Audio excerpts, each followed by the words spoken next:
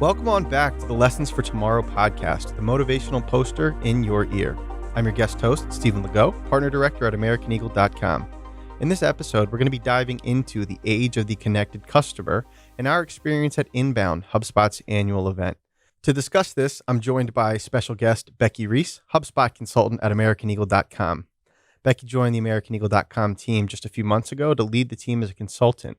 Prior to joining the team, she worked in higher education for 12 years, and in that role, she managed enrollment and marketing operations for customers, which included the creation of operations processes and procedures to identify and solve some of those pain points to increase productivity for sales and marketing teams. Welcome, welcome. Thank you so much. Becky and I were able to attend HubSpot Inbound in September up in Boston. Really incredible event. So we've been partners with HubSpot for a little over 3 years now. And this was the first time that we were able to go in person. And the entirety of the theme of the week was this age of the connected customer. Sort of what does this look like coming out of COVID, moving into a new decade, firmly into a new decade, and trying to understand how can we as companies better serve our customers, and us as an agency allow our customers to better serve their customers. That's what success looks like for us here at AE. So the crux of this conversation is really breaking down Yamini, who's the CEO of HubSpot, her keynote, really opening up this age of the connected customer. The way that she framed this conversation is particularly interesting because I think, on one hand, we're obviously talking about HubSpot, which is a platform that, sales, marketing, service, CMS, but also, a little bit more philosophically, how are we combating sort of the rebound here from the digitization that occurred during COVID? So she sort of had three key pillars, thinking about systems being disconnected. In the snap of a finger, everybody had to go completely digital. In March of 2020, they shifted fully remote. And there was, a sort of a frenzy of buying endpoint solutions. I think that she quoted something like 250 SaaS tools per company in the market today, which is, what are we doing? Insane. And so it's there was a tool for everything because there needed to be, but now the folks are sort of back in-house. Things don't talk to one another. You have a Asana for project management. Does it actually work with timekeeping? You have a Teams or a Skype to communicate with people, but does that turn into anything actionable for your service folks? So thinking about all of these systems being disconnected was sort of pillar one. I appreciated her kind of upfront saying, we know HubSpot is not a one size fits all sort of thing. We know that we can't do everything, but their integrations and their plugins are so helpful and useful to make things easier for the customers. I just thought that was a very honest statement for her to make. Yeah, a little bit of self-reflection is helpful. And we'll get to this a little bit because one of the other points she's talking about is being human, with customers and around them. Because people right now are disconnected, obviously, right? So we're thinking about everybody dropped what they had to do when they're working from home and, juggling kids and activities and your job at the house. But have we seen, the conversation is, have we seen a lag here now that folks are starting to get back into person? Are we connecting in the same way that we would have? It was cool for 5 minutes to have Zoom happy hours, but we're 2 years out now, and how cool is it really, right? So thinking about sort of how are people disconnected, obviously if systems are, then people are as well. And finally, she starts talking about how companies are then disconnected from their customers, right? We have systems that are disconnected. You have people that are disconnected. We aren't able to serve, customers in the same way that we would have beforehand. And we'll dive into that, a little bit more specifically, but some statistics like 65% of Google searches ended without a click in 2020. People are just looking for something, trying to break through the noise and unable to do so. So, the framing of this is particularly interesting because at the end of the day, we want that connection. You want that human connection, and you want that connection with brands as well. So, sort of entering this age of the connected customer, and what that means is particularly interesting. I think that you bring up a good point. She was very candid in this conversation. I think that obviously it's rehearsed. She's in front of 50,000 people, but it was certainly interesting to hear her, candor and truly like vulnerability, I think. It kind of plays into the whole connecting thing. Mhm. She was trying to get onto our level and connect with us in a human touch sort of way. Right. Right.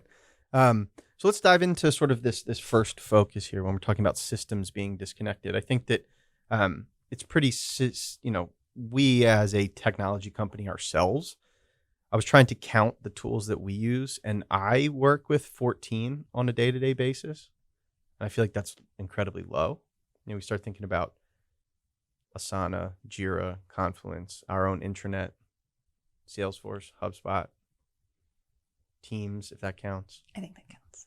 Word, PowerPoint. I mean, you start thinking about all of these things, and I don't know if a bespoke product for each tool makes sense, or how we identify the way that this could or should be. I think that your point about integrations makes sense and how HubSpot's thinking about it, but it's tough to keep track of where each thing should be, what each tool should look like, and how that adds frenzy to somebody's day, right? Mm-hmm. How do you accomplish a task when where do I have to be? What do I have to do this in? I mean, I'm still 3 months in here, and my first day writing all of the names of the systems you guys use, and then my little notes next to it saying, go to Confluence for this, go to the intranet for this, go to Teams for this. Right. It's overwhelming.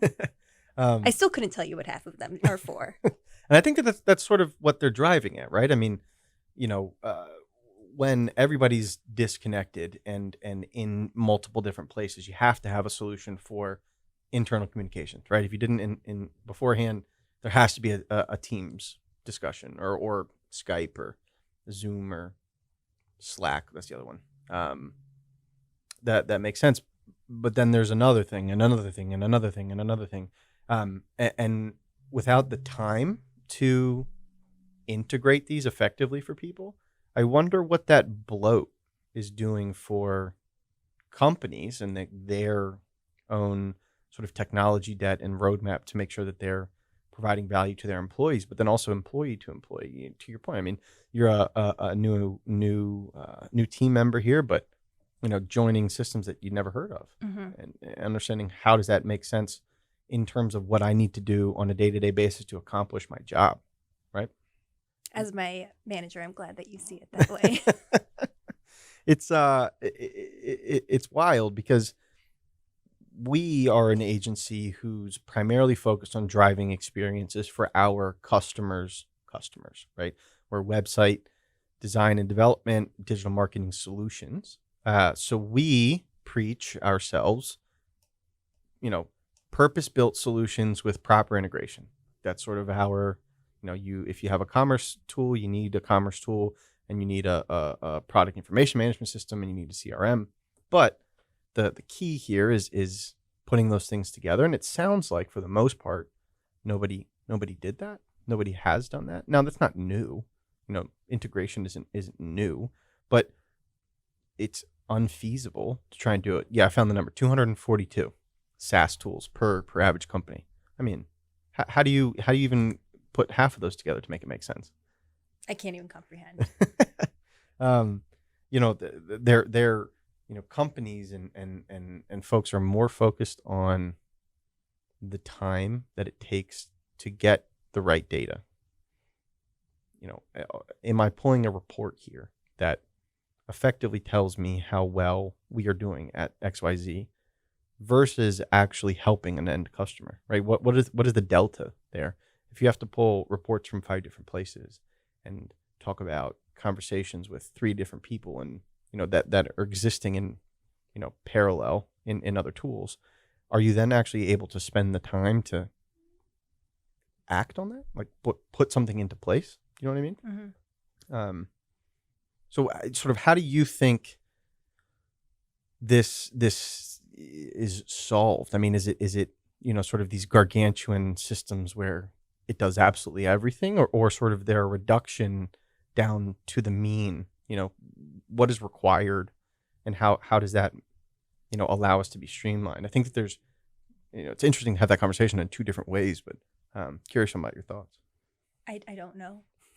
I don't think that there is a one size fits all by any means. I think for some reason I just started thinking of cable TV and how cable TV had everything, but then we all got the Netflix and the Hulu. And so we started cutting our cable cord, but now we have 6 other platforms to log into to do essentially what cable was doing. Right. So even though we're picking and choosing our own system, it's still overwhelming. It's like we're watching Community. Wait, what's Community on? Right. 9 out of 10 times we don't log into the right one. It's funny. I can't wait for somebody to come back to us and say, like, I've bundled Netflix, Hulu, and HBO Max together, and you can get it for one low price of $99 a month. And it's like, I thought I was just paying cable for that. Yeah, like, right. You disconnect to reconnect. No, it's a good analogy because Netflix provides you X, Hulu provides you Y, HBO provides you Z, but you can't really get there with any of them individually. Right? The seemingly endless, but not one actually. isn't the best where it's going to solve all of your entertainment needs. Right. And I don't think, to your point, I do agree that a one size fits all, one huge omnipresent that does absolutely everything for you is not the right tool either, because what's the trope? Jack of all trades, master of none. It can't be, a internal communications tool that is also your customer service tool. There's going to be a gap somewhere, right? I mean, there has to be. So it's interesting to me because HubSpot can be seen, I would say, by some folks to be that it does everything. Now, there's obviously individual, to your point earlier, plugins and integrations, but it can be the backbone system and do everything for you, basically except accounting. So it's interesting to see how they're ideating on, and I'm very self-aware that, we can do marketing, we can do sales, we can do customer service, we can do your website experience. But how do we sort of pick and peel each of those from a, sort of this gross behemoth Voltron looking tool that doesn't do everything, right? I mean, like that to me is particularly interesting, and how they're going to be balancing that for the next, 5-10 years, right? I mean, what's the newest hub for them is CMS, which was built. The thing that I enjoy about working with HubSpot is they are generally not the first to market with a new tool, but by the time that they roll it out, it works, right? They don't purchase and sort of aggregate things. It's like, we're going to build this. I think that their motto is crafted, not cobbled, right? So we build this and purpose build it. So it's interesting to me that they're holding up a mirror. It seems a little bit like you can't obviously have 250 systems to run something, but you also can't have one either, right? So how do you balance the two of those things together to drive value for their customers? I think it's a little bit different for us too, as agencies, where our job isn't to make our lives easier, right? Our job is to make our customers' lives easier. So we have to worry about them a little bit too. Our customers' customers are the people that we need to be worried about mostly, right? So how do you think that this sort of rebound, right? If everything became 200 plus systems, sort of peeling back the layers, how does that become like people focused, where we're working on something that is both putting together an architecture of something that is both helpful for the people that we need to be helping, that are paying us for services, but also their customers as well. Does that make sense? Yeah.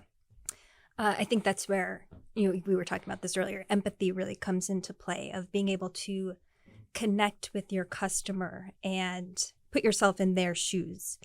I know that in my previous job, I was working in higher education, and it enrollment was down. I mean, it was down across the country. And what we ended up doing was really looking at the behavioral patterns of our customers, our students at the time. And based on the actions that they were taking, we sort of, gave a facelift to the way that we were marketing to them and to the way that we ran events. I think about orientation, and at the beginning it was just chaos. There were 4 different departments all trying to get the same information, yet it was slightly different. And the students are filling out 6 forms, getting 17 confirmation emails. And you put yourself in their position. New school, new city, new friends, new teachers, new everything. It's overwhelming enough. And then here we are making them jump through hoops just to get started. So we, like you were saying, we, took a step back and really looked, instead of, being inside looking out, we were outside looking in on how they would see the situation, how they would see orientation. And it was clear that it just was not the right path for them. And, we made some adjustments, and it took a little more effort on our part. But that was, the benefit of their happiness and their, being comfortable absolutely Right. outweighed any additional work that it took on our part to structure anything.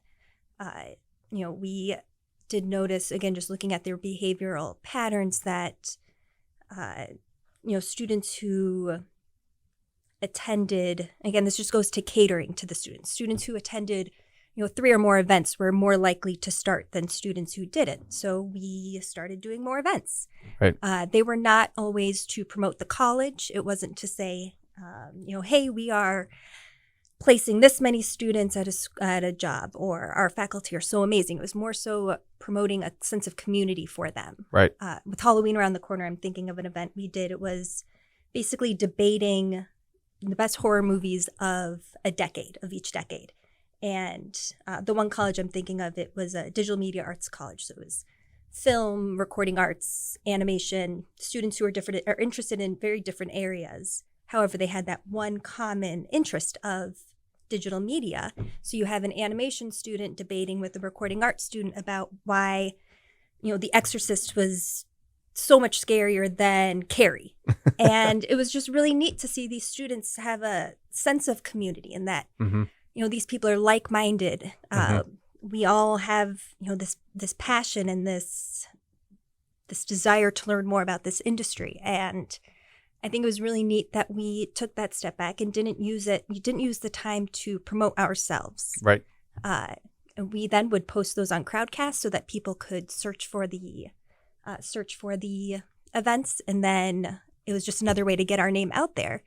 And I think that sense of understanding what the customer needs makes such a difference. It's night and day, and I think that this, the way that you've described that sort of hits on both of these other 2 points when we're talking about people being disconnected, right? Mm-hmm. Everybody's looking for a community in some way, right?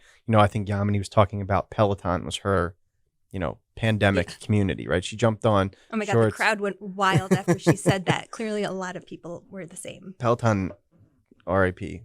They need to figure it out. They're gonna have a very fun time right now. But the point is well taken. That you jump on, and yes, it's a nice workout tool. I mean, I used it for forever too. But now that like the gym's back open, or like I can actually go play golf, I'm gonna go do that rather than be by myself. Even though you sort of cultivate a little bit of that community, that matters. To your point, more so than it's going to take us as an organization this amount of time to do something else, right? We are going to, maybe this is 2 extra hours of work for us a week, but the end result is exponentially higher. Focusing on the people involved here, right? It's not just we're not just focused on what is making my job easier, because I think that that's how people end up in these solutions and in these systems that don't work, right? It's they're not customer focused, they're not people focused. It's easier for me to do this this way Right. and go about it that. I mean, that's our biggest challenge as a company, talking to our customers. Well, we've always done it this way, right? Well, you've always done it this way, and where are you? This is why we're having this conversation in the first place, right? Mm-hmm. So it's the being people focused is huge. It's both internal and external for folks that are serving customers, or are the end customer, right? One of the things that they brought up, I think, 45% of workers say that the number of people that they interact with on a day-to-day basis, being remote, has decreased. Mm-hmm.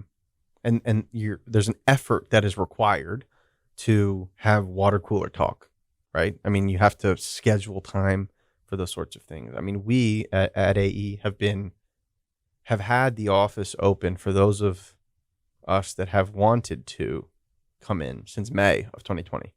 Now, ups, downs, sideways, and people are taking it at their own speed, but I don't think that this fully remote, there's this hybrid world that has to be where life exists, because like you don't have this, we don't have any of this in the room if you're scheduling Zoom happy hours.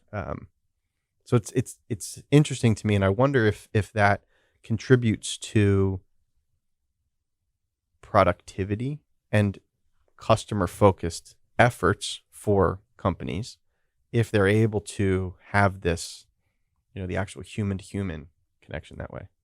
Bit of a hermit myself, so sometimes I feel as though I have really grown into the work from home. But taking this job, I thought I'd be mostly remote, but I find myself coming into the office so often because there's always something going on where I'm thinking I should really be a part of this, and I really want to be a part of this.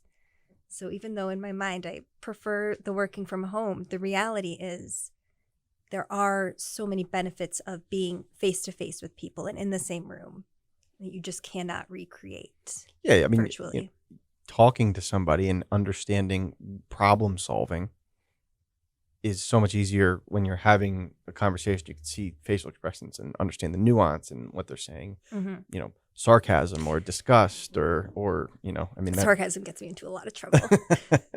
and I'm sure that the market on the whole feels that way too, right? I mean, if everybody sort of went into into the hole and is only receiving digital communications, there's no nuance there. There's no sort of the empathy. It's very hard to be empathetic with words on the screen.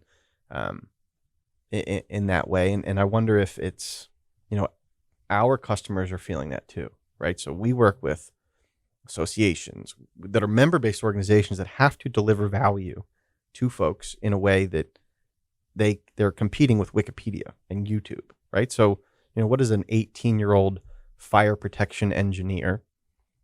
That was really random. I went to University of Maryland, and we're like one of 3 programs. And I was talking to a kid that I went to school with. I hadn't seen him forever this year. So why would they join the association when they could go on YouTube and like learn the same thing? Like what value are going to give me?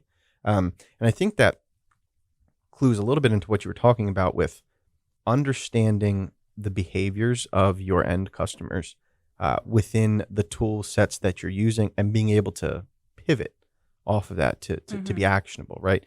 You just said, we know that if students were participating in events, then they're going to be more engaged. Like that's an insight that you don't have with 258 systems that don't talk to one another. Data science is a very powerful, tremendous tool to have. Plug for HubSpot. They do a great job of being able to track the user's experience. No, I think that's sort of their, plus, like you said, +1 in the HubSpot column. The thing that they have done well for forever is make it easy for you to find the right piece of information about a person and an individual that allows you to be actionable and find that empathy, right? We talk about all the time here at AE personalization and finding relevancy and value just from a web experience. Netflix and Amazon are blessings and curses, because now everybody expects that level of detail for them, while also not being willing to turn around and give you that information themselves, right? They want you to do the work to understand them. How often does do you answer a survey? Like I've never answered a survey in my whole life. Like a hey, how did we do? I just have never done that. Even if they do a really amazing job and you want to applaud them? No, I mean maybe that's mean, but I don't think I have. And that's obviously a very specific use case, but data is becoming so much more of the conversation now. Understanding the who, the where, the what about me as a consumer. I want you to give me exactly what I want, but I'm not going to tell you a thing. Right? Yeah. They talked about that in one of the sessions I attended. It was, it kind of falls into what you're talking about, saying how the average customer has, they're 80% of the way through the buyer's journey once they come to your website. So once they, call in, they just want a quick confirmation from the sales team and move forward. And I was actually, it's all about how the sites should be educating the customer and leave no questions unanswered, give them everything they need up front with the goal of keeping them on your website. Right. And anybody who knows me is going to call me a liar in a second, but I was looking at joining a gym and I had all the information I needed. I was just looking for the pricing and they did not have it listed. So I went to a search engine. I typed in the gym's name and then price, and it brought me to this Reddit thread. And the first thread was just all about how the gym was overpriced and how, you don't get the bang for your buck there, that it would be cheaper to do X, Y, and Z. Sure. And so then I was immediately turned off by it and didn't go back to the gym. And I haven't joined another one. But it was just that gated content. I didn't want to have to fill out a form to get information on pricing. Right. Which seems like a pretty general piece of information to obtain from a website. It's always so tough to balancing that exact question. I think that folks want to understand the value that you're going to provide to them before they give you a piece of data. Mm-hmm. We are so focused on who has what and where, right? It took me forever to acquiesce to like looking at TikTok for the first time, and I'm surprised it lasted as long as I could. But now I'm sure they know absolutely everything about me because I'm not actually giving them anything, and they're learning. Right? Same sort of thing. The value that they give, like that app provides to people, is just entertainment. But I bet if you peeled it away and sort of gave somebody what is the actual cost of your 30 minutes a day mindlessly poking around on there. They know all sorts of things about you and they're selling them in that way. But we don't make that choice actively when prompted with the opportunity to fill out a form, to give a company piece of information, but do so unwillingly or I guess unknowingly all the time. So being stewards of that data and understanding in most senses in a B2B space, people are wary of that. Mm-hmm. Your point, you just wanted to know how much it would cost. If it fit, you'd have given them a call. If it didn't, then you weren't going to, but you had to do backflips to figure it out. Mm-hmm. And the experience probably wasn't great. You're frustrated how do I have to go to Reddit to understand that this is, $79 a month? Right. It's like, just put it on your website. It's like, I'm going to find out eventually. Make it easier for me. I think that's one of the things that they were talking about is this: companies are disconnected from customers, where the needs of the company in some ways are outweighing that of their customers, and it's easy to tell who's doing that well and who's not doing that well, right? If you don't have a tool set that allows you to say, we know that if students attend events, they're going to be engaged. If you don't have a way to tell that story to yourself, you're never going to find those pockets of personalization, of relevancy, of value that you can offer somebody that they think it is worth my time to tell you what my name and my email address is, right? Mm-hmm. So I think that it's going to be interesting moving forward to try and see what the consumer need is against company need, just sort of on the macro, and then also sort of with customers that we can help. We have gym customers, for example, that use HubSpot. And the way that they do it is to understand the classes that this person's taking to better say, hey, we haven't seen you in tennis in a couple weeks. Here's a coupon, come play. Or you've done this jazz class. We're offering this new one. We'll give it to you for free. I mean, those pieces of data make it valuable. Mm-hmm. And not everybody has that, right? Without this connected world. Yeah. I mean, being able to unlock and understand the actions that customers are taking is absolutely critical with connecting with them. There's just no way around that from where I'm sitting. I'm sure somebody else has a different opinion, but I don't know how else you can really tap in to the consumer if they're not scheduling to, take a call with you and walk you through their buyer's journey, which probably will not be. It's such a privacy as a whole is out the window. Yes. Yeah. But being able to see this insight into the consumer is so critical, and HubSpot does make that so simple. Right. I mean, if we have plenty of folks that use one piece of the HubSpot puzzle, we have folks that use all of them. But the value there with that specific tool is those individual unique behaviors to be able to segment and sort of parse through and say, this person likes this because they have given us X, Y, and Z, implicitly or explicitly, through their behavior. Writing some of those rules in make it easy so that you are able to provide value to somebody, provide the understanding. I know who you are and what you like, but it's not weird. It's not like, I saw you, I know what you did last summer, right? It is not that. It is, hey, Becky, thanks for buying this last week. We're releasing this to folks that have done this, and this with us before. Here's a give, right? The serotonin boost that you get from that sort of thing matters. And that's how I think you sort of cut through the noise in the world is the real personalization, the real relevancy, and real value that doesn't feel icky, I think the favorite session that I attended, we both did, was this guy who was talking about I forget the name of it, and I got to go find it. The guy was incredible. Was it it was the like email yeah, do this? Email. It was like 10 things to do and 10 things not to do for email. And he spoke like the Tasmanian devil. But so he much. He was walking like a tree, just all over the place. But so much of it was saying, I have an understanding of you because you have given me this, and here's what I'm going to do for you. Some of it was, just best practices, add an emoji, don't add an emoji. But at the end of the day, it was, if you're not using the information that you have about somebody to then focus on what you're going to tell them later, you miss half the point. Mm-hmm. You've missed this whole idea. And a tool like HubSpot allows you to do that, right? The crux, the end all be all of what Yamini was speaking about was sort of the age of the connected customer. What does that mean? Connected applications, connected platforms, and connected community, right? A connected application.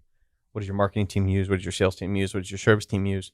Do you have all pieces of information around that in a way that makes it easy for you to say, this customer bought this from us, had an issue with this, and therefore we should be sending them this, right? It doesn't have to be HubSpot. HubSpot's just good at it.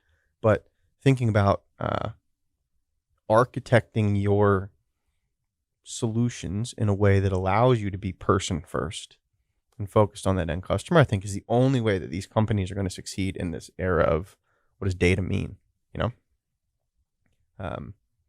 they talk about a connected platform as sort of the second pillar of the solution here, but that's a little bit of a pat on the back for themselves just because of the way that the tool is built.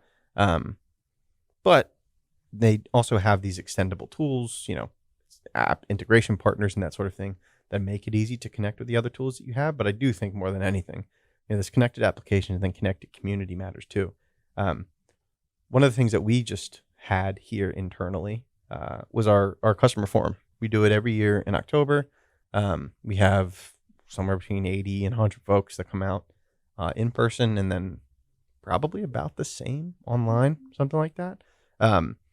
And there are folks, people that have been coming every year since we started doing it 10 years ago, because there's some real value there, and there's a community, and they're able to share experiences with one another, good and bad, with us, right? But I think that providing a space and allowing people to do so, whether that is in person or digitally, because you understand their behavior and what they want of you and what they expect of you, and equally what they don't want, is the only way that cultivates itself naturally. It's going to be increasingly interesting to me to see how companies that aren't focused there survive and thrive, right? I don't know if there's it doesn't make sense to have a community all the time for everything, but can you cultivate a sense of belonging through your offerings, or even by the messaging that you provide to somebody? Thinking about a school makes all the sense in the world. These people they're customers of the university, but they're expecting something back from them, and their experience is going to be shaped by the value that they think would have or wouldn't have occurred. And I don't know if HubSpot was the catalyst that allows you to be able to do that, or if you guys knowingly and rightfully sort of looked inward and said, "Are we thinking about this the right way?" Do you think there was a nature versus nurture? Yeah. Well, at the time I worked with my husband, and he and I were talking about it one night, just talking about the event as a whole, orientation as a whole. And we were like, if we feel this way, I have to imagine that other people are thinking the same thing. And that just got the conversation going. And of course, not everybody, but most people did have the same opinion, that it just felt disconnected. It just seemed it was not a smooth operation, to say the least. What was was there a lot of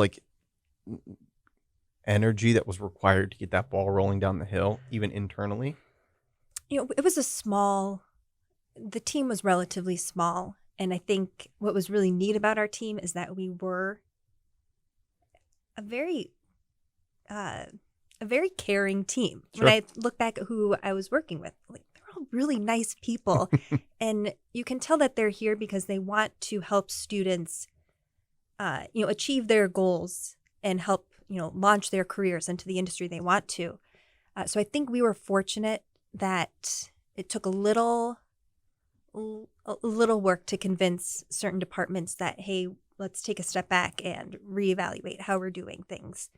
But at the end of the day, we were lucky that everybody had that same mentality. It just took somebody to kind of light the fire. Right. I think about that with our customers too, because there's usually one spark plug in an organization that sees this issue and is trying to evangelize. What I think that we want to ultimately allow them to do is arm them with the tools to be able to be agile, take information and run with that on I have this gut feeling that we're not doing X, Y, or Z well. Providing them the architecture and solutions to say, I can see that we're not doing X, Y, and Z well, because I have this report that's pulling information from here, information from here, information from here, that says, I know this. Now we need to change. And what does that mean? Right? How can we be quick to be person first, to be empathetic? And are we set up to be able to do that on an ongoing basis? Now, it's one thing to, change one process that occurred and pat everybody on the back and sort of clap and then get back on your merry way. But I think that shift in mentality is going to propel organizations forward and find more repeat customers, thinking about it like that. So thinking about wrapping up here, if you had sort of one or two parting thoughts on this is an interesting conversation that I think HubSpot is not necessarily spearheading. I mean, this is sort of the evolution of business these days, I think but HubSpot specifically, I think, is well positioned to actually deliver on what they're talking about. So a couple parting thoughts from you on just the time that we had up there and sort of the takeaway here and anything that I think HubSpot's particularly doing well. Inbound was an incredible experience. I think it's interesting because when we got back, I feel as though I was very overwhelmed with everything that I heard. And then it's taken a few weeks to really digest, and just going through some of the key takeaways. Like, I learned so much more than I thought that I did, because it was just, there was so much good information that was provided. They talked about, the content value being more important than the content volume. Don't just write for bots, write for the customer, give them the information that the customer needs, engage with them in a way that they'll want to engage back based on, what you're providing them with. I think that is, might be a hard pill for some people to swallow, because it's not how business has always been run. It's, here's what we do, here's the information we're giving you. Right. Come to us. And consumers have so much more power right now. I agree. And I think businesses are absolutely picking up on that, thankfully. And I just, the mentality of connecting with your customers in a way that is mutually beneficial. It doesn't have to just be everything for the customer. You can find a way to make it work both ways so that everybody's winning. But I like the thought and the concept of the empathetic marketer. I completely agree. What you just said is my biggest piece there too, is there is a middle ground between what is going to be helpful, easy, best for the company and what is helpful, easy, best for their customers. I think that we as agencies that have the capacity to sort of take a step back can be the catalyst there to say, this is how you both win. Mm-hmm. This is how you're able to make decisions and pivot quickly. This is what your customers are focused on and who, how, when. And, HubSpot in particular is a platform that allows a lot of that, with not a ton of sort of, like, you don't have to, the barrier of entry is relatively low to understand and gain some of those insights, I think. So that's why I think that they're uniquely positioned to be able to live this. If they're talking about this in this way, I think that they're unique position to live this. We're obviously drinking the Kool-Aid, but it's definitely interesting to think about. I think that we need to be, we as an agency whose job is to service our customers and then their customers, we need to be empathetic towards both, and it's almost changing the mindset for one person is difficult enough, but thinking about our customers want X from us. And most of the time that is, I have this pain for my customer, or I have this pain internally that we need to be able to solve. We have to solve both.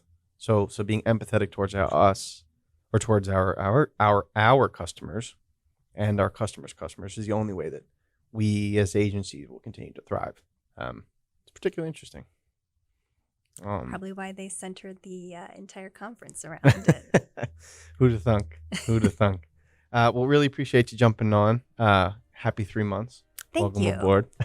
What a way to celebrate. It's good stuff. So thank you all for tuning into the future by listening to Lessons for Tomorrow podcast. For more information on the topics discussed today, check out the description of this episode. If you want us to cover a topic or submit feedback, email us at lessonsfortomorrow@americaneagle.com and let us know. We're all ears. Be sure to follow the podcast wherever you listen to them to stay up to date with us. While you're at it, give us a rating and share this podcast with others to prepare them for the future. Don't forget to follow us on all of our social media channels. This episode is brought to you by americaneagle.com studios. I'm your guest host, Stephen LaGow, and Tim Elanius will catch you here in the next lesson.